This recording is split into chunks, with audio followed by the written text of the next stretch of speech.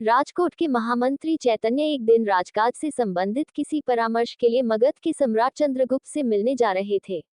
अभी कुछ ही दूरी तय हुई थी, तभी अचानक रास्ते में उनके पांव में कांटा चुभ गया, जिसकी वजह से उनके मुख से पीड़ा भरी चीख निकल गई।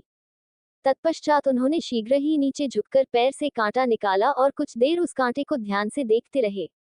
फिर उन्होंने अपने शिष्य से एक कुल्हाड़ी मंगवाया और उस कंटीले पौधे को काटकर जड़ से अलग कर दिया।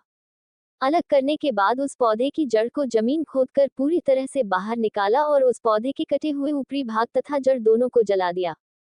उनके शिष्य चुपचाप ये सब देखते हुए समझने की कोशिश कर रहे थे कि इतना सब करने की क्या जरूरत है भला, लेकिन एक बात तो तय थी कि चैतन्य की सोच नीति भला उनसे बेहतर कौन समझे।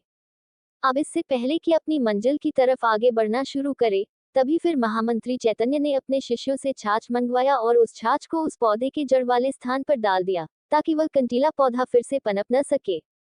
इतना सब देख उनके शिष्य हैरत में पड़ गए और यह समझ गए कि कुछ तो विडंबना की बात है, जिसे हम सभी समझ नहीं पा रहे हैं।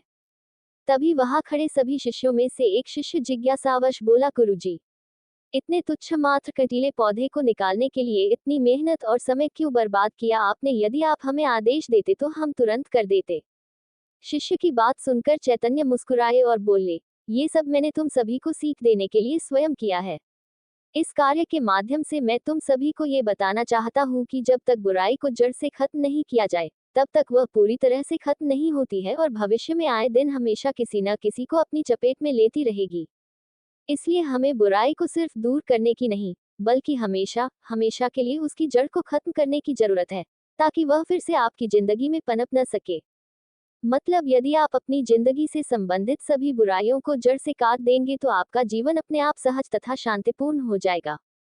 चैतन्य की इस बात को सुनकर शिष्य पूर्ण रूप से सारी बात समझ गए और संतुष्ट भी हो गए। हर एक के जीवन में हमेशा कुछ न कुछ समस्या जरूर रहती है, और इसका कारण सिर्फ अपने जीवन से संबंधित बुराई का होता है। हम सबको जरूरत है अपने अंदर और अपनी जिंदगी से जुड़ी हर एक बुराई को खत्म करने की। तभी आप जीवन का असली सुख और शांति का मजा ले पाएंगे।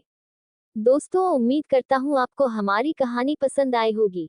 कहानी पसंद आई हो तो वीडियो को लाइक करें, चैनल पर नए हैं तो चैनल को सब्सक्राइब करें और हाँ, नोटिफिकेशन बेल को जरूर दबाएं ताकि अगली अपडेट सबसे पहले आपको मिले।